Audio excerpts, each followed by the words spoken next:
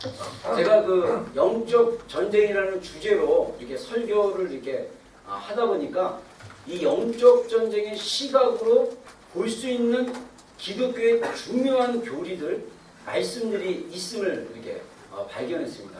특별히 믿음의 영역도 우리가 영적 전쟁의 차원으로 본다면 우리가 하나님이 보여주시는 믿음의 정의, 믿음에 대한 이해, 믿음에 대한 어떤 그런 차원을 우리가 알 수 있는 것이라고 저는 생각합니다. 그래서 우리가 계속 영적 전쟁과 연관해서 예배, 기도, 그다음에 또 뭐 했죠? 예배, 기도. 내가 까먹었네, 그렇죠? 복음, 맞아. 복음, 예배, 기도, 그다음에 믿음. 그래서 우리 말씀 기독교에서 말하고 있는 핵심적인 가치들과 중심적인 교리들을 우리가 새롭게 영적 전쟁이라는 차원으로 우리가 이렇게 볼 수 있다는 것입니다. 그러면 믿음이라는 이 중요한 핵심 가치를 우리가 영적 전쟁 차원으로 이해한다면요. 여러분, 우리가 히브리서 4장 2절에 보면요. 그 믿음으로 그들이 신앙을 그들의 믿음으로 결부하지 못했기 때문에 그들이 가나안 땅에 들어가지 못했다. 이런 표현이 있습니다. 한번 보겠습니다. 히브리서 4장 20절. 다 같이 한번 읽겠습니다. 시작.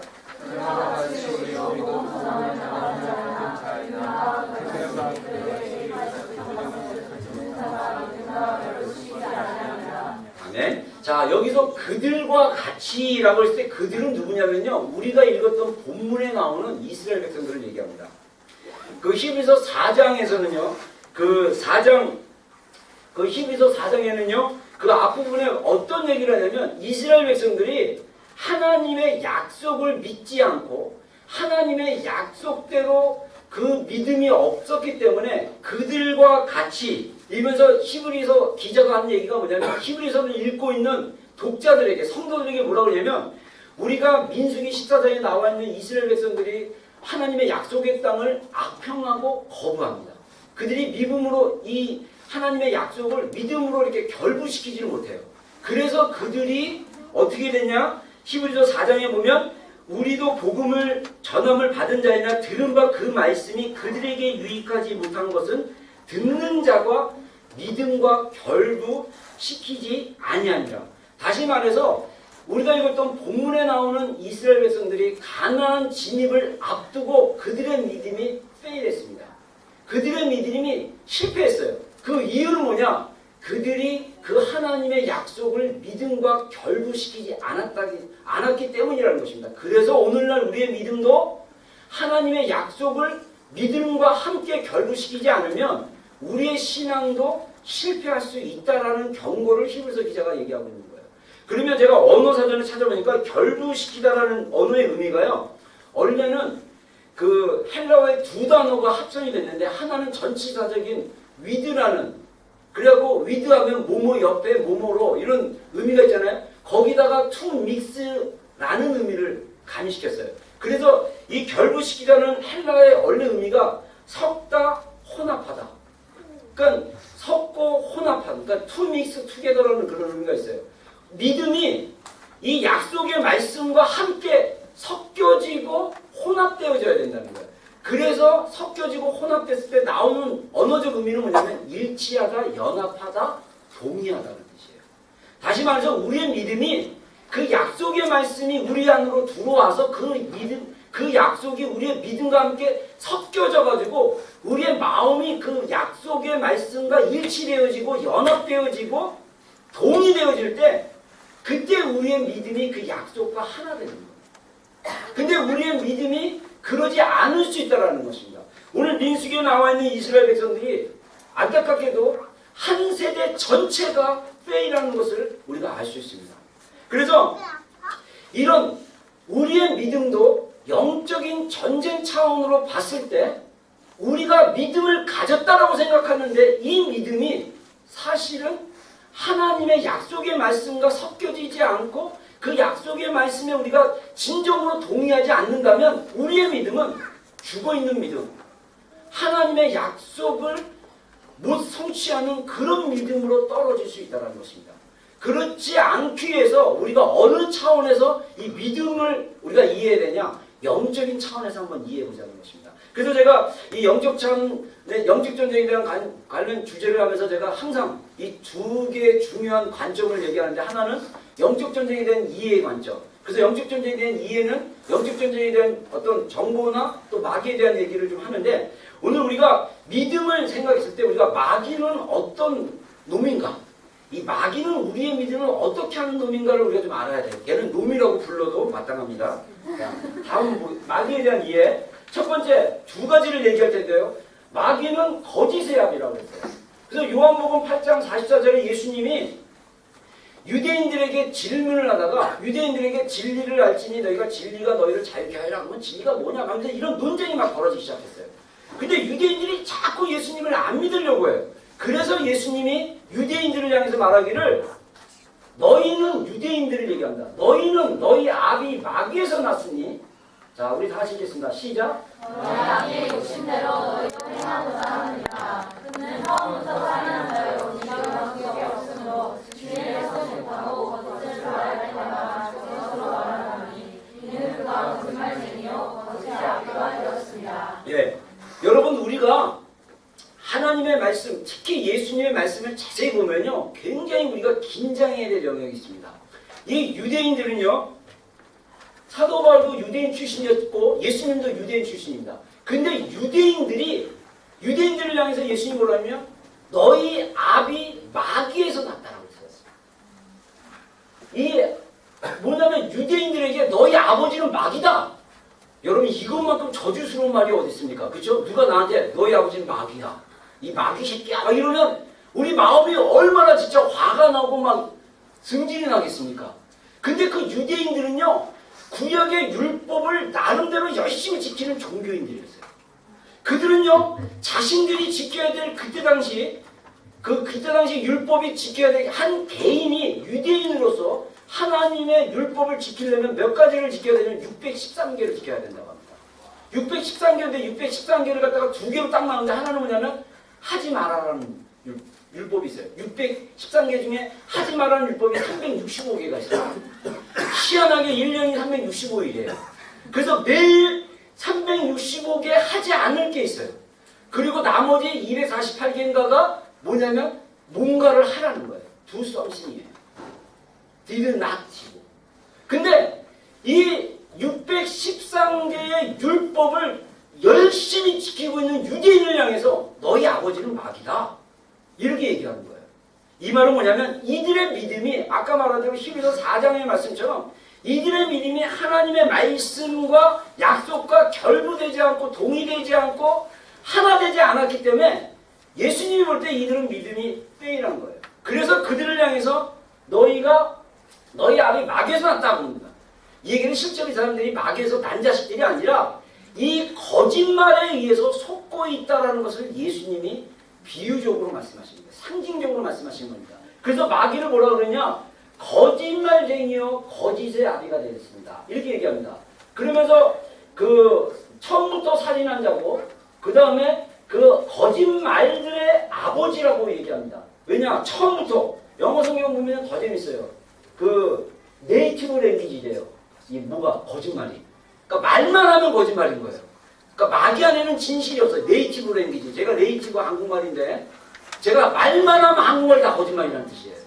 여러분, 이 정도로 마귀는 거짓말의 대명사입니다. 우리의 믿음이 거짓말에 속으면 우리의 믿음이 페일할 수 있다는 거예요. 여러분, 그 대표적인 사건이 창세기에 나옵니다. 창세기에 보면요, 에덴 동산에 이 첫 영적 전쟁이 벌어졌을 때, 이 지상에서 영적 전쟁이 벌어졌을 때 어떤 일이 벌어집니까? 하와가 마귀의 거짓말에 속아요. 한번 보겠습니다. 한번 보죠. 자, 여기서 뱀은 이 사단이 하나님이 지으신 들짐승 중에 가장 강교한이라 그러는데, 이 뱀이라는 피조물을 지었는데 뭐 여러 가지 썰이 있어요. 이 사단이 뱀의 모습으로 들어갔다, 뭐 뱀에게 들어갔다, 뭐 뱀 자체가 사단이다. 근데 뱀 자체가 사단은 아닙니다. 지금도 뱀이 많이 기어다니죠. 그렇다고 뭐 이 뱀들한테 사단아 막 이러고 특히 자매들이 나는 여자의 막 후손이니까 발로 막 머리 친다 막 이러면 안 되고요. 여러분, 뱀은 동물인데 제 유머가 좀 웃겠죠. 자, 뱀은 동물인데 이 동물 안에 이게 왜냐면 하와와 뱀이 대화를 하고 있다는 거예요. 여러분 우리가 성경이요 절대적인 진리라는 전제 이 믿음이 굉장히 중요해요. 그래서 성경이 절대적인 진리이기 때문에 이 성경으로 우리가 타락하기 이전에 에덴 동산이 어떠한지를 갖다가 우리가 추론할 수 있어요. 뱀과 하와가 대화를 했어요. 이 얘기는 뭐냐면요. 아담과 하와가 죄를 안 지은 상태에서 순수하게 하나님의 형상으로 창조되고 타락하기 이전에는요. 이 모든 피조물들이 대화가 가능했다고 저는 생각합니다. 우리가 또 창세기에 보면요. 여호와의 소리가 에덴 동산 가운데 걷느니라 그래요. 그러니까 하나님의 소리가 이 아담은요. 어떻게 하나님의 소리를 들었냐. 바람 소리로도 하나님의 소리를 들은 거예요. 그러니까 하나님이 말씀하시는 게 바람으로도 말씀하시고 뭐 여러 가지로 피조물 통해서도 말씀하시고 그 다음에 성경에 보면요. 아담이 동물들의 이름을 다 지어줍니다. 그래서 동물들이요. 그 이름을 다 가지게 돼요.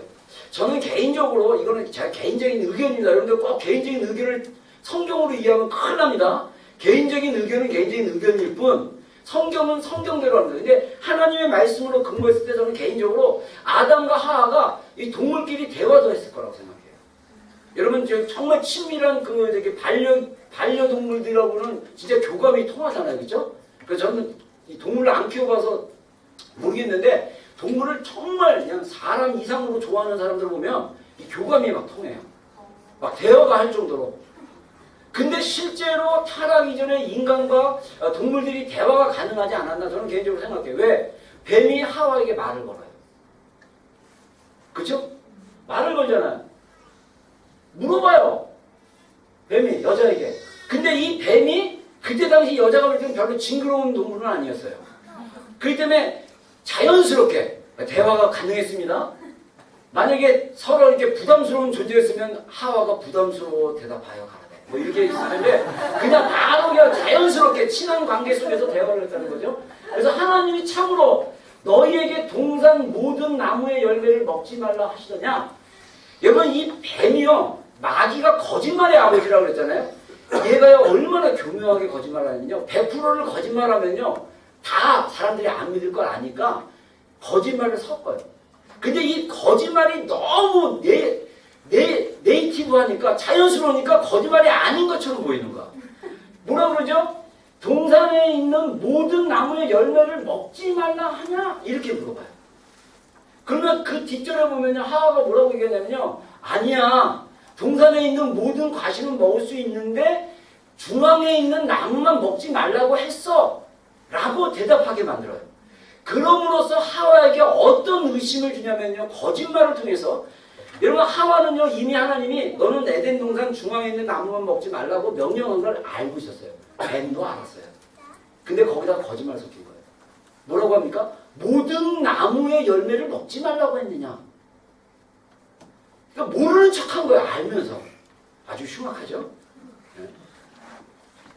그래서 여러분들 우리가 이 천성적으로 이렇게 약간 둘려대기를 잘하는 사람, 천성적으로 이렇게 거짓말을 자꾸 섞는 사람들은 진짜 회개하셔야 돼요. 이게 마귀적이에요.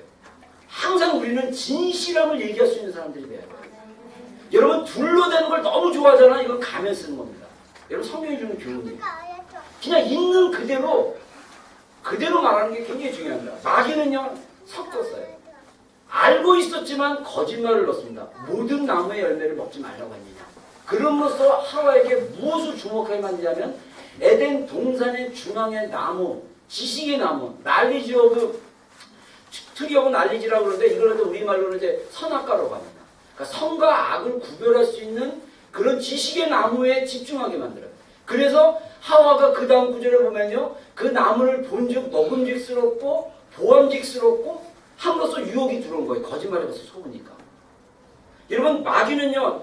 이 영적 전쟁에서 첫 번째 사용한 무기가 뭐냐? 거짓말이었어요. 그러니까 마귀는 우리의 믿음을 어떻게 떨어뜨리냐? 거짓말로 떨어뜨리는 거예요. 여러분 거짓말은요. 뭐를 동반하냐면 의심을 동반합니다. 누가 루머를 하나 딱 터뜨리면요. 그 루머를 듣는 순간 우리 안에 뭐가 들어오냐면 정말 그런가?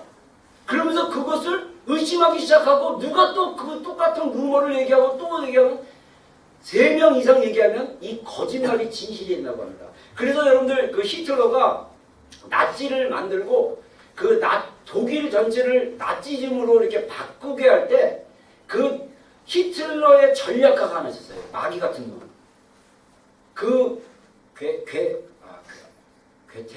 뭐 있어요? 아니 갑자기 이름이 나는데 괴테는 아니고 비슷한 이름이 있는데 이 친구가 선동의 전문이에요. 그래서 뭐 광고하거나 사람들의 마음을 훅 하게 만드는 아주 대명사입니다. 그래서 뭐라고 얘기하면 유명한 명언을 만들었어요. 거짓말도 3명이 계속 얘기하면 그것은 진실이 된다. 여러분 우리 한국에 이 간첩들이 5만 명 이상 있고 종북주의자들이 30만 명 있습니다. 이들이 어떤 거짓말을 만들어내면요 그게 진실이 되는 거예요. 여러분 옛날에 어떤 일이 있었냐면요 이 조두순이라고 어린아이를 성폭행한 성폭행범이 있는데요. 이 좌파 애들이 좌파라고 저는 개인적으로 생각해요. 교회를 그때 당시 김정일이 왜 남한이 아직도 이렇게 자기 끈악불들이나 똘마들이 남한에 굉장히 많은데 왜 적화가 안 됐느냐. 이거를 연구해 보니까 남한에 교회가 너무 많은 거예요. 교회가 또 그냥 반공. 왜냐하면 이 공산주의는 반기독교적입니다. 그렇기 때문에 교회는 반공이 될 수밖에 없어요. 그래서 이 교회들이 나라민족으로 그렇게 기도를 했어요. 교회의 숫자를 10분의 1로 줄이라고 했어요. 그리고 나서 이 종북주의자들이 풀어낸 전략이 뭐냐면 교회를 갖다가 개독교라고 얘기하고 막 교회를 비하하고 놀리고 하는 걸 갖다가 SN 현상으로 많이 퍼뜨리기 시작하고요. 그 다음에 반기독교적인 운동하는 애들은 다 연관이 됐어요. 동성애자랑 다 연관이 됐어요. 그 뿌리를 보면. 근데 조두순 그 나쁜 놈이 교회 화장실에서인가 그랬어요. 그 범행을. 그랬더니 누가 트위터로 딱 뭐라면 조두순이 목사다. 이래가지고 전 국민이 진짜 목사인 줄 알았어요. 근데 그게 아닌 거짓말이었어요. 이 거짓말에 전 국민이 다 속았어요. 그리고 우리나라 최고의 살인마 유영철인가? 얘도 뭐 독실한 크리스찬이었다. 이래가지고 그 친구가 교회는 다녔을 거예요. 근데 중요한 건 뭐냐면 마귀가 에덴 동산에서 하와에게 거짓말하듯이 거짓말을 딱 섞은 거예요. 그러면서 뭐 신실한 기독교냐다. 막 이런 식으로 거짓말을 해가지고 제가 어느 이렇게 웹사이트에 보니까 그게 쭉 나와가지고 나쁜 짓 하는데 다 기독교냐. 근데 그거 읽어보면 진짜 속겠어. 그럴듯해요. 사실에다가 조금만 거짓말을 붙인 거예요. 근데 그게 다 거짓말이에요. 사람들이요 그걸 믿어요. 크리스천들도 그걸 믿어요. 여러분 이게 우리의 믿음을 떨어뜨리게 하는 마귀의 전략이라는 것입니다. 여러분의 믿음이 하나님의 진리의 말씀 가운데 서 있지 않으면 거짓말을 분별하기가 어려워지기 시작하는 거예요. 그래서 우리가 하나님의 말씀을 잘근잘근 씹고 소화시키고 그 말씀으로 거짓말인지 아닌지를 구분할 수 있는 영적인 통찰력이 필요하다는 것입니다. 아멘? 마귀는 거짓의 아닙니다. 두 번째, 제가 다음 하기 전까지 하지 마세요. 네. 자, 마귀는 두려움으로 믿음을 위협한다는 거예요. 여러분, 이 아담과 하와가 타락한 다음에 제일 먼저 하는 얘기가 뭐냐면요, 자기가 벗은 걸 알았어요. 그래가지고 이 나무 잎으로 몸을 가립니다. 무화과 나무 잎으로. 그리고 하나님의 소리가 들리니까 아담과 하와가 뭐라고 얘기하냐면요, 가로되 내가 동산에서 하나님의 소리를 듣고 내가 벗었으므로 두려워하여 숨었나이다. 여러분 원래 아담이 타락하기 이전에는요 하나님에 대한 특별한 두려움이 없어도 됐어요. 제 개인적인 생각으로 해요. 왜냐 하나님과의 친밀한 관계에 있었기 때문에 하나님을 두려워할 필요가 없는 거예요. 너무 하나님이 좋은 거예요. 너무 하나님이 사랑스러운 거예요. 근데 죄가 들어오니까 두려움이 많았어요. 그리고 하나님을 무서워하기 시작합니다. 여러분 그래서 우리가 요즘 하는 게 하나님을 경외하는 마음, 하나님을 경외한다는 것은 영어로 fear가신데 여러분 이 fear라는 단어 자체가 마귀가 주는 두려움과 하나님을 경외하는 것과 동일한 단어라는 거예요. 영어로 볼 때. 근데 마귀가 우리에게 fear를 주면 우리 안에 뭐가 오냐? 하나님을 피하게 돼 있다는 거예요. 만약에 우리 삶 가운데 하나님을 만나는 것이 주저하고 두렵고 말씀을 읽고 기도하고 하나님께 나가는 게 주저하고 두려워한다면 그 사람은 이미 마귀를 통해서 믿음이 공격받은 거예요. 그래서 그 믿음을 두려움으로 위협했기 때문에 그 마귀의 두려움에 사로잡힌 사람들은요, 하나님께 다가가기가 굉장히 힘듭니다. 이게 영적인 우리 전쟁의 믿음을 이해해야 되는 그런 내용입니다. 여러분, 우리가 오늘 읽었던 우리 본문 앞쪽에 보면요, 13장에 보면 14장은 어떤 배경이냐면요, 이스라엘 백성들이 12명의 정탐꾼을 파송을 합니다. 그 12명은 약 12지파의 리더들을 얘기합니다. 그래서 12명이 가나안 땅을 들어가서 하나님이 주시기로 한 땅이니까 그 땅이 어떠한지 탐지를 해야겠다. 그래갖고 40일 동안 그들이 땅을 탐지한 다음에 거기에 있는 수확물, 이 열매들을 가지고 와요. 성경에 보면 이 포도송이 같은 경우는 성류 열매 이런 걸 갖다 막대기에 꽂아가지고 어깨에다 메고 올 정도로 이 땅이 굉장히 비옥한 땅이었어요. 열매가 그렇게 크고 좋았다는 것은 땅이 그렇게 비옥하거든요. 그래서 그걸 가지고 성경에 뭐냐면 젖과 꿀이 흐르는 땅. 젖은 물을 얘기합니다. 그 가나안 땅에 물이 너무 풍부해가지고 농사를 져도 잘 짓고, 꿀이 흐르는 땅은 뭐냐면요, 이 땅이 너무 좋아가지고 뭘 심든지 잘 자라는 땅이에요. 그렇게 축복받은 땅이었어요. 하나님이 그 땅을 이스라엘 백성들에게 준다고 했어요. 노예 생활을 했던 430년 동안 이집트에서 노예 생활을 했던 이스라엘 백성들을 홍해를 통해서 구원해 주시고 광야를 가져다가 데려다가 그 다음에 가나안 땅까지 주겠다고 약속해서 데리고 왔어요. 그랬더니 40일 동안 정탐하고 났는데 10명의 지파의 리더들이 다 좋았는데 그들 안에 뭐가 들어왔냐면 두려움이 들어왔어요. 그들의 두려움 가운데 이 가나안 땅을 평가하다 보니까 가나안 땅이 어떤 땅이 되어버렸냐, 메뚜기처럼 자신들이 메뚜기처럼 보이는 그런 땅이 된 거예요. 그래서 성경에 보면요, 그들이 악평을 했다고 했어요. 근데 이 악평이 단순한 악평이 아니라 이 악평을 갖다가 이스라엘 백성들 가운데 퍼뜨렸다고 했어요. 자, 한번 보겠습니다. 다음 구절. 다음 구절 보겠습니다. 자, 우리 한번 읽겠습니다. 시작.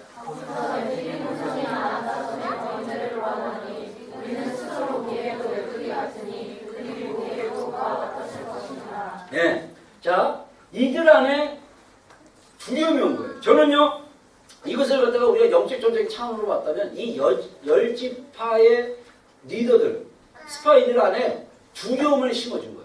두려움을 심어줬을 때 모르겠습니다. 제가 개인적으로 그냥 추론하는 건데, 한 명이 딱 보더니 안압조선 보니까 저 네피림 후손 같은데? 왜 이렇게 저렇게 키가 커? 어휴, 야, 우리 보니까 메뚜기 같다. 그냥 자기도 모르게 툭 메뚜기가 딱 나오는데 옆에서 보니까 메뚜기? 그래서 10명이 메뚜기로 합의 본 거예요. 우리는 메뚜기다. 그래서 이스라엘 백성들에게 얘기합니다. 우리는 메뚜기다! 그러니까 이 메뚜기라는 두려움이 온 회중들을 사로잡기 시작합니다. 그러자 민수기 14장에 이스라엘 백성들이 모세와 아론이 리더니까 딱 세워놓고, 왜 우리를 차라리 애굽 땅에서 노예로 사는 게 좋은데 우리를 광야에 데리고 와서 저들에게 죽게 만드냐, 그러면서 모세와 아론에게 막 돌로 쳐 죽이려고 막 그러는 거예요. 그 순간에 갈렙과 그 여호수아가 옷을 쫙 찢고 스탑 그러면서 하지마 그러면서 이 여호수아와 갈렙이 그 부정적이고 두려움에 사로잡힌 이스라엘 백성들에게 하나님의 믿음을 선포하는 장면이 우리가 읽었던 본문인 거예요. 여러분, 이스라엘 백성 그 10명의 리더들 안에 마귀가 심겨진 두려움이 들어오고, 그 두려움이 10명 전체를 오염시키고, 그리고 그들이 그 두려움 가운데 본 현실을 갖다가 영어 성경에 보면요, 이것을 배드 레포트, 악평했다는 거예요. 그래서 하나님이 주신 가나안 땅을 갖다가 아주 나쁘게 말하기 시작하는데, 이걸 갖다가 스프레드, 막 퍼뜨렸어요. 여러분, 이 퍼뜨리면 아까 얘기했죠. 3명이 거짓말하고 다니게 된다고. 한 명이 와가지고 내가 가나안 땅 갔다 왔는데 맞아, 젖과 꿀을 흐른다면 맞아. 여기까지는 진리를 얘기해요. 그러나 보니까 거기에 강력한 성읍들이 있고 아낙 자손이 있고 네피림 같은 후손들 아낙 자손이 있고 블레셋도 있고 막, 야, 우리는 잽이 안 돼. 우리는, 야, 얘네들한테 잽이 안 된다는 뜻이 뭔지 아세요? 권투할 때 이 권투 선수들이요 이렇게 딱 해요. 그래서 잽을 이렇게 던져요. 이렇게 잽을 던지는 이유가 그 다음 손으로 상대방을 정확히 가격하기 위함입니다. 그러니까 잽이 안 된다는 얘기 뭐냐면 이 잽만 해도 상대방이 맞는다는 거예요. 이렇게 잽 하면 이거 맞고 확 쓰러진다는. 그러니까 잽도 안 된다는 건 요걸로 이렇게 요 정도로 상대가 안 된다. 이런 의미를 얘기하고 있습니다. 그러자 이 이스라엘 정들이 다 그걸 믿어버린 거예요. 여러분 이처럼 두려움을 통해서 우리의 믿음을 위협합니다. 여러분 이것을 우리의 삶 가운데 적용하다 보면요. 우리가 의외로 놀랍게도 많은 크리스천들이 마귀가 뿌려놓은 거짓말에 자주 섰고요. 교회에 대해서, 목회자에 대해서, 성경에 대해서, 진리에 대해서 또 이 많은 크리스천들이 마귀가 뿌려놓은 진짜 아무것도 아닌 그런 두려운 마음이 딱 들어오면 그 두려운 마음 때문에 믿음이 자라지 못하고 그 두려운 마음 때문에 그 믿음으로 살지 못하는 것을 우리가 볼 수 있습니다. 여러분 그래서 우리가 영적 전쟁 이해로 우리가 하나님이 우리에게 주시는 마음은 두려워하는 마음이 아니요. 근심과 사랑과 근신하는 마음을 우리에게 주셨습니다. 여러분 우리가요 기도하다가 갑자기 기도했는데 막 기도한 거에 대한 두려움이 왔다. 이거는 하나님 주신 거 아니에요. 여러분 우리가 두려워할 분은 오직 한 분 하나님만 두려워하면 됩니다. 여러분 우리가 사람을 두려워할 필요가 없어요. 그래서 로마서 8장에 뭐라 합니까? 누가 우리를 해하리요? 하나님이 우리를 위하시면 누가 우리를 해할 수 있겠느냐? 그게 천사냐? 그게 죽음이냐? 적신이냐? 적신은 뭐냐면요. 옷을 빨개 벗김을 당하는 거예요. 그렇게 수치로운 말을 당하고 강도냐? 칼이냐? 그 어떤 것으로도 하나님의 사랑에서 우리를 끊을 수 없느니라. 할렐루야. 여러분 우리 안에 이런 담대한 믿음이 있으면요. 두려움이 자리를 못 잡아요. 우리 안에 하나님 외에 두려워하는 두려움이 있다면 그것이 삶의 어떤 영역이든 그것이 사람에 관계된 것은 그것든 어떤 것이든 그 두려움은 우리의 믿음을 위협하게 되어 있어요. 우리가 그 두려움을 떨쳐내고 믿음으로 승리하는 여러분이 되기를 주여 축원합니다. 그래서 우리가 두 번째 그러면 영적 전쟁 차원에서 우리가 믿음은 어떤 위치에 있느냐? 믿음은 영적인 무기라는 거예요. 그래서 에베소서 6장에 보면요. 믿음의 방패에 대한 얘기가 나옵니다. 자 우리 다 같이 읽겠습니다. 시작. 모두에게 믿음의 방패를 가지고 이로써 능히 약한 자의 모든 말을 하라고. 예. 자 여기에 보면요. 모든 것 위에 믿음의 방패를 가지라 라고 했어요. 여기 앞에서 어떤 얘기를 하냐면요. 너희가 하나님의 전신갑주를 취하라. 그러니까 하나님이 우리 크리스찬들에게 주시는 이 풀 무장이 있어요. 완전 군장. 근데 이 사도 바울이 에베소 교인들에게 얘기했던 것은 어떤 걸 그림에 두고 서로 나눴냐면요. 로마 시대 군병들을 그림에 두고 나눴습니다. 왜냐하면 로마는 그때 당시 강력한 제국이었고 로마 군대는 강력한 군대였기 때문에. 그래서 강력한 군대인 로마 군인을 형상을 보면서 사도 바울이 우리 크리스찬들도 마귀의 악한 계계를 능히 대적하기 위하여 너희가 하나님의 전신갑주를 취하라. 그래서 구원의 투구, 의의 흉배, 진리의 허리띠, 그 다음에 구원, 평안의 복음의 신발, 그 다음에 믿음의 방패, 성령의 검인, 말씀의 검을 가져라. 이게 완전 문장인 거예요. 근데 이 믿음의 방패는 어떤 역할을 하냐? 사단의 직접적인 공격을 막아주는 역할을 합니다. 그래서 이 악한 자의 모든 불화살을 소멸하고 우리가 믿음의 방패만 가지고 있다면 이 마귀가 쏘는 불화살을 갖다가 막을 수가 있어요. 우리가 이 에베소 말씀에 대한 주석들을 이렇게 보면요. 이 로마 시대 때 강력한 화살이 뭐냐면 불화살입니다. 이 화살 끝에다가 불을 다는 거예요. 이렇게 기름 뭉치를 해가지고 그래서 그 화살이 딱 떨어졌을 때 그 한 사람만 맞고 끝나는 게 아니라 그 불이 붙으면 그게 확 퍼지게 돼 있습니다. 그래가지고 옆 사람도 다 오염시키게 돼 있어요. 마귀의 공격은 주로 불화살입니다. 그 사람만 맞고 끝나는 게 아니에요. 그 사람이 맞으면 옆 사람도 불 붙게 만들었어요. 그러니까 우리가 믿음의 방패를 안 갖고 있으면요, 옆 사람 불 붙은 거 보고 같이 구경하다가 같이 불 붙어. 같이 타버려. 같이 얘기한 옆에서 뒷담화 막 이게 교회에서 뒷담화 많이 하잖아요. 야 누구는 뭐 이렇다네 막 이러면서 뒷담화 까다 보면 같이 까다 보면 이 불화살이 같이 옮기는 거예요. 믿음의 방패로 야 그런 말 하면 안 돼. 그거 하지 말라 그랬어. 마귀가 좋아하는 거 안 돼. 그러면 이제 믿음의 방패를 딱 막는 거죠. 안 그러면 그냥 오픈하고 그래? 야 재밌다. 그게 누군데? 이러고 이제 쫙 옮기게 되는 거예요. 여러분 오늘날 왜 우리의 교회가 약해진지 아세요? 저는 개인적으로 저는 이런 저의 어떤 그런 나름 통찰력입니다. 인사이드인데 이런 걸 나누면요 여러 목회자들에게 공감을 얻어요. 100% 지지는 아니지만 여러분 오늘날 교회가 힘이 없고 그 다음에 교회가 잘 분열되고 교회 안에 상처들이 많고 교회 안에 이렇게 사랑보다는 이 아픔들이 많이 있는 이유가 뭐냐면 영적으로 우리가 완전 분장을 안 했기 때문에. 특별히 우리 크리스찬들의 많은 사람들이 믿음의 방패가 별로 없어요. 그러니까 상대방에서 나를 공격하면 믿음의 방패를 딱 막으면 되는데 그냥 맞아줘 바보처럼. 그냥 맞아갖고 싸워갖고 구원해서 맞고 불에 확 타가지고 내가 그냥 나는 먹고 큰 것만 있어. 그러니까 그거에 대한 열이 막 받으니까 남한테 그 얘기하면 또 그분이 온마. 그래서 영적으로 교회 안에 분열이 이렇게 심는 거예요. 여러분 제가 평균적으로 봤을 때 여기 이민생활 10년차 이상 되신 분요 3번 이상 교회에 안 옮긴 사람 있으면 그분 충분된 사람. 진짜 10년 정도 된 사람 치고 3번 이상씩 다 옮겨갔어요 교회. 근데 옮기는 이유가 다양해요. 목회자 문제 때문에 아니면 성도 간의 갈등 때문에. 우리 교회도요 여러분 성도 간의 관계가 안 좋아가지고요 교회 떠나는 사람들 굉장히 많습니다. 그것도 또 그 부모들끼리의 관계가 아니야. 아이들끼리 싸웠어. 아이들 싸움이 어른 싸움 된다 그러거든요. 아이들끼리 사이가 안 좋아가지고 사이 안 좋은 사람들이 상대방 아이가 마음에 안 드는 거야. 그럼 그 아이를 볼 때마다 미운 거야. 그러다 보면 부모의 마음이 또 상해. 저 사람 왜, 저 집사 왜 우리 아이한테 저렇게 막대하지? 기분 나빠. 이러다 보면 마음 상하고 교회 떠나요. 이런 것들이 육의로 보이고 혈로 싸우는 거 같죠. 이게 다 마귀의 배후의 영적인 전쟁 차원으로 가야 돼요. 누가 날 미워한다. 나도 모르게 상대방이 미워하는 마음이 있다. 이런 거 점검해 봐야 돼요. 이게 마귀의 불화살로 내가 지금 미움이 생긴 거지.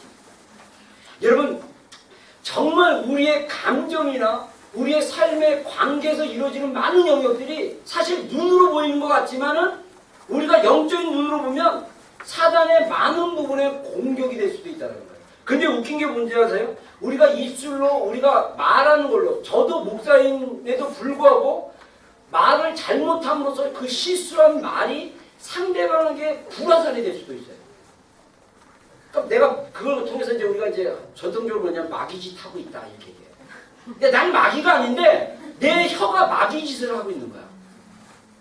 나도 모르게 내 손이 마귀짓을 하고 있고 내 발이 마귀짓을 할 수 있어요. 왜? 내가 그때 깨어있지 않으면 잠깐 내가 속을 수도 있습니다. 그래서 말로 상대방의 마음을 긁고 상처 주면 그 사람이 불화살을 딱 맞았어요. 근데 그 사람 가운데 믿음의 방패가 있으면 감사하게도 내가 실수로 던진 그 불화살이 상대방에게 영향을 못 미쳐요. 근데 안타깝게도 믿음의 방패들이 거의 다 없기 때문에 실수만 했다면 불이 붙어. 그 불이 옆 사람에게 번지기 시작해. 그래서 문제입니다. 여러분 그래서 우리가 정말 영적인 무장을 하는 게 굉장히 중요하고요. 믿음의 방패를 가지는 게 굉장히 중요합니다. 근데 그때 당시 에베소 교인들에게 믿음의 방패를 가지라 했을 때 이 방패는요 작은 게 아니었어요. 그때 당시 고고학자들이 알아낸 게 뭐냐면 이 로마 군인들이 가졌던 방패가 이 가로로는 90cm, 높이로는 1m 20 정도가 된다고 합니다. 그래서 그 방패를 가지고 몸을 움츠리면 웬만한 모든 공격은 그 방패가 막아낼 수 있어요. 제가 의무경찰 해봐서 알잖아요. 그래서 방패로 딱 해갖고요. 근데 더 좋은 거는요, 제가 의무경찰, 참 감사해요. 의무경찰 나온 게. 의경을 통해서 하나님이 주셨던 교훈이 뭐냐면 이 믿음의 방패를 혼자 막는 것보다 부대가 함께 정렬을 하잖아요. 그래서 믿음의 방패로 쫙 정렬을 해갖고 함께 하면요, 더 큰 공격도 막아낼 수 있다는 거예요. 여러분, 공동체가 믿음의 방패로 무장된 하나님의 사람들이 모여서 그 믿음의 방패로 조를 짜고 행렬을 짜고 딱 있으면 막 화염병 던져도요, 막 뭐가 던져도 그 방패로 다 막을 수 있고요. 그 방패를 갖지 않은 뒤에 있는 사람들은 그 뒤에 피할 수 있다는 거예요. 여러분, 우리 비전교회 공동체가 믿음의 방패를 가진 많은 사람들이 있음으로 말미암아 외부에서 오는 모든 공격들을 그 방패로 막아낼 수 있는 그런 공동체가 되기를 주의 이름으로 축원합니다. 여러분들이 그 믿음의 방패를 가지는 자들이 되십시오. 그러면 우리가 이 믿음인 영적인 무기를 통해서 싸울 수 있을 것입니다. 그럼 두 가지로 믿음이란 어떤 것이냐? 첫 번째 믿음은 하나님을 신뢰하는 것입니다. 우리가 읽었던 본문 8절과 9절입니다. 다시 읽겠습니다. 시작. 여호와께서 우리를 기뻐하시면 우리를 나로 인도하여 주시고 나를 우리에게 주시리라. 이는 바로 적하고 이르는 땅이라. 다만 여호와를 바라보잖아라. 또 그 땅 백성을 두려워하잖아라. 그들은 우리의 먹이라. 그들의 보호자는 그들에게서 떠났고 여호와는 우리와 함께 하시느니라. 그들을 두려워하지 말라. 여호수아와 갈렙의 고백입니다. 이들에게는 믿음이 있었어요. 여호수아와 갈렙이 하나님에 대한 믿음이 있으니까 어떻게 반응하느냐?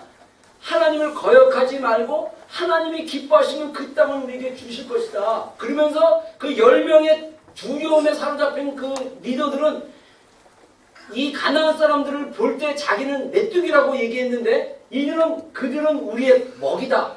이 개역 개정인데 그냥 일반 성경에는 그들은 우리의 밥이다. 그런데 영어 성경 보면요 더 놀랍습니다. 뭐랍니까? will 어떻게 해요? swallow them. 그냥 이렇게 마신다. 그냥 씹는 것도 아니야. 그냥 막 바이트하는 게 아니라 이렇게 마셔버릴 수 있다. 그러니까 우리말로 치면 식은 죽 먹기. 죽이 식으면요 한 번에 그냥 원샷으로 마실 수 있어요. 그러니까 그 정도로 쉬운 존재다. 쉬운 상대다. 여러분 보십시오.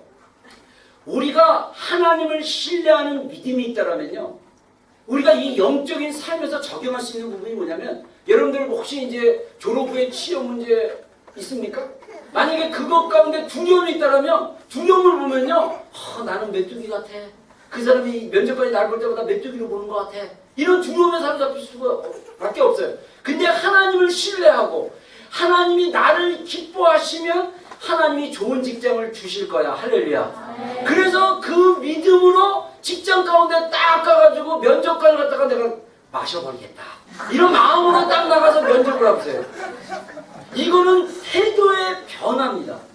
여러분 중요한 것은요, 내가 하나님을 얼마큼 신뢰하냐가 중요합니다. 여러분 우리의 믿음의 크기는 하나님을 신뢰하는 크기만큼 우리의 믿음의 크기가 다른 것입니다. 여러분 베드로가요, 배를 타고 이렇게 게네사렛 호숫가를 건너고 있었어요. 예수님은 일부러 먼저 건너라고 그랬어요. 그래가지고 건너라고 그러고 나중에 예수님이 따라갔어요. 밤이었는데 이 호숫가를 건너다가 막 바람도 치고 막 그러는데 예수님이 그 물 위로 걸어왔어요. 그러니까 베드로가 제자들이 무섭고 귀신이다 막 그러는데 예수님이랑 물 위를 걸어오시니까 귀신이다 막 두려워하니까 두려워하지 말라 나다 이랬더니 베드로가 만일 주이시면 나도 하여금 물로 걷게 해주십시오. 그래갖고 베드로가 실제로 물로 걸었어요. 와 대단한 믿음이죠. 딴 제자들은 가만히 있는데 베드로는 항상 적극적인 느껴. 그래서 우리가 기질상 봤을 때 다혈질 반응을 즉각적으로 하는 우리 모자매와 비슷합니다. 그래서 굉장히 좋은 믿음이에요. 근데 중요한 것은 뭐냐? 그 안에 두려움이 없으면 되는 거예요. 물 위를 걸었는데 갑자기 파도가 치니까 갑자기 두려워가지고 물에 푹 빠졌어요. 그러니까 믿음이 적은 자여 왜 두려워하느냐? 여러분 우리가 주님을 끝까지 신뢰하는 게 중요합니다. 여러분 우리가 이 세상에 사람 신뢰해봤자요 사람 실망시켜요. 여러분 저도 그렇게 예수님처럼 신뢰하지 마세요.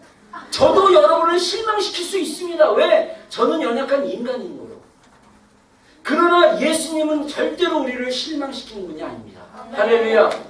그분은 우리를 격려하시는 분이고 그분은 우리를 사랑하시는 분이고 예수님은 우리를 끝까지 붙잡아 주실 수 있는 분이에요. 믿음은 뭐냐? 그분을 끝까지 신뢰하는 거예요. 이게 바로 믿음이에요. 그 믿음이 우리 안에 있다면 우리의 믿음의 방패는 견고해질 수밖에 없는 것입니다. 마지막으로 두 번째, 이 믿음의 방패에 해당하는 믿음은 뭐냐? 살아있는 믿음이에요. 여러분 우리가 야고보서 나중에 집에 가고 여러분들 야고보서 2장을 자세히 보세요. 정말 믿음의 새로운 차원을 얘기하고 있습니다. 우리가 착각하고 있는 믿음이 죽은 믿음인지 진짜 살아있는 믿음인지를 점검해 보셔야 돼요.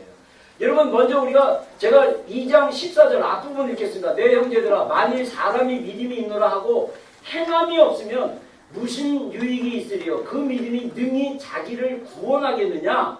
저는요 이 구절을 보고 깜짝 놀란 게 뭐냐면 영어 성경에 보면요 Can such faith save him? 이 얘기는 뭡니까? 그 사람의 행함이 없는 믿음이 그 자신을 구원할 수 있다라고 얘기합니까? 없다라고 얘기합니까? 없을 수 있다라는 가능성을 열어두는 거예요. 그러니까 행함이 없는 믿음은 어떤 믿음이냐? 죽은 믿음이다. 이와 같이 행함이 없는 믿음은 그 자체가 죽은 것이다. 그리고 영혼이 없는 믿음이 몸이 죽은 것 같이 행함이 없는 믿음이 죽은 것이다. 이 14절 사이와 26절 사이에 어떤 이야기가 나오냐면요. 너희 형제나 자매 중에 어떤 사람이 있는데 그 사람에게 배고파? 밥 먹어. 추워? 옷 입어. 요즘 불안해? 평안히 살아. 이렇게 말만 해서 되겠느냐는 거예요. 물론 우리가 그 말도 안 해서 문제긴 하지만 네? 여기서 이 말만 한다는 건 뭐냐면요. 외식적인 말이에요. 정말 진심을 담아서 평안히 가라. 춥냐? 배부르게 하라. 이래야 되는데 그냥 말만 그냥 립 서비스. 그러니 말이죠. 그냥 그 잘 보려고 막 이러는데 이게 믿음이 없더라. 그래서 배고픈 걸 보면요. 배고파? 내가 뭘 사줄까? 배고픈 것 같아. 잠깐 기다려봐. 밑에 내려서 파이 하나 사주고. 이게 믿음이라는 거예요. 그냥 겉으로 가서 배고프구나. 밥 먹어. 춥구나. 추워. 이게 아니라는 거죠. 행함이 있어야 된다. 행함. 그리고요 나중에 쭉 이어지는 게 뭐냐면 행함이 없는 믿음은 그 자체가 죽은 것이다. 그러면서 또 뭐 얘기를 했냐? 내가 믿음이 있는 것을 보여줄까? 막 이런 얘기하면서 뭐냐면 허탄한 사람아 너희가 하나님이 한 분인 것을 믿느냐? 귀신들도 믿고 떠드니라. 이렇게 얘기해요. 희한한 얘기를 합니다.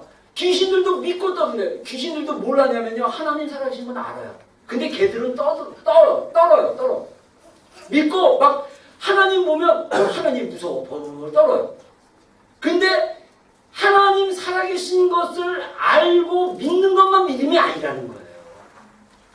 믿으면 행동을 하라는 거예요. 그러면서 나오는 구절이 뭐냐면요. 아브라함이 믿음으로 자기 아들 이삭을 제단에 바침으로 그가 의롭다 하심을 얻었느니라. 기생 라합은 자기에게 온 하나님 주의 사자들을 다른 길로 가게 함으로 의롭다함을 얻었느니라 얘기합니다. 다시 말해서 아브라함이 하나님을 믿었다라는 그 행함의 증거가 뭐냐면 이삭을 하나님의 제단에 바치는 일이었어요. 여러분 우리가 창세기 22장을 자세히 읽어보십시오. 읽어보고 내가 과연 아브라함처럼 내가 가지고 있는 이삭을 하나님의 제단 가운데 진짜 포기하고 올려드릴 수 있느냐? 그 믿음이 아니라면 우리의 믿음은요 정말 점검해 볼 믿음입니다. 여러분 제단 가운데 우리의 것을 바칠 수 있는 믿음이 돼야 된다는 거예요. 이것은 뭐냐면요 우리가 하나님 앞에 내 생명이라도 내어줄 수 있다라고 고백할 수 있는 수준까지 가야 된다는 거예요. 믿음은 뭐냐? 행함이기 때문에. 여러분 그러면 결론을 얘기하겠습니다. 그럼 난 아직 그런 믿음이 없는데 어떻게 하죠? 간단해요. 먼저 입술로 고백하십시오. 내 현재는 연약하지만 하나님 내가 그렇게 살기로 결단합니다라고 결단하는 게 굉장히 중요합니다. 내가 먼저 입술로 고백하고 그 다음에 부족하지만 순종하면 돼요. 안 될 수 있어요. 괜찮아요. 주님 다 알고 있어. 작심삼일, 작심 1일, 작심 1시간도 주님 다 알고 있어. 다 알고 있는 주님이 우리를 아는데 중요한 겁니다. 현재 내가 그 주님의 말씀에 반응하고 결단하고 그렇게 살려고 노력했는데 내 환경이나 나의 연약함 때문에 그렇게 살지 못하면 그 자리에서 또 회개하면 돼요. 그리고 그 자리에서 또 주님 앞에 결단하면 됩니다. 할렐루야. 그렇게 싸우다 보면 하나님이 우리의 믿음을 증가시키신 거예요. 여러분 그래서요 믿음은 뭐와 같냐? 근육과 같아요. 근육은 어떻게 되냐? 사용되어져야 돼요. 여러분 제가 올해인가요? 우리 대흥교회랑 축구 시합하다가 제가 충격을 받았어요. 그때 선수가 있으면 안 뛰어도 되는데 선수가 없어서 제가 수비인가 이렇게 보다가 축구공이 제 앞을 갔습니다. 제가 불과 5년 전만 해도요. 그 공은 뭐 독수리같이 딱 낚아채갖고 쫙 해가지고 한 번 제끼고 쫙 골대까지 가져갔을 텐데 제가 운동 부족으로 말미암아 그 공을 향해 달려가다가 그 앞에서 쫙 다이빙으로 넘어졌습니다. 근데요 저는 진짜 창피하진 않았어요. 근데 제 자신이 너무나 큰 충격을 받았어요. 제 마음은 젊었거든요. 제 마음은 벌써 공을 잡고 걔를 딱 빼고 벌써 골대를 향해서 달려가야 되는데 몸은요 공 앞에서 다리가 진짜 여러분 모르실 거야. 다리가 풀린다는 그 느낌. 뛰는데 다리가 풀렸어. 그래갖고 잔디밭으로 그냥 멋있게 쫙 앞으로 다이빙 쫙 해갖고 공 앞에 넘어지는. 저는 진짜 우리의 몸의 근육을 사용하지 않으면요 우리가 안 되는 거예요. 믿음이라는 것도 근육처럼 사용해야 된다. 어떻게? 믿음은요 행해야 된다. 그 행함은 먼저 첫 번째 결단을 내야 되고요. 두 번째 결단한 만큼 해보세요. 하다가 못하더라도 또 결단하고 또 행하시면 됩니다. 여러분 저는요 우리의 믿음이 정말 살아있는 믿음의 소유자가 되기를 주님으로 축원합니다. 그래서 여러분 개개인이 믿음의 방패, 강력한 믿음의 방패를 가진 자로서 여러분의 믿음의 방패 뒤로 연약한 자들을 보호해 줄 수 있는 그런 믿음의 소유자가 되기를 축원합니다. 아멘. 다 같이 기도하겠습니다. 우리 기도하면서 우리 말씀 좀 이렇게 리뷰하면서 우리 한번 좀 기도하겠습니다.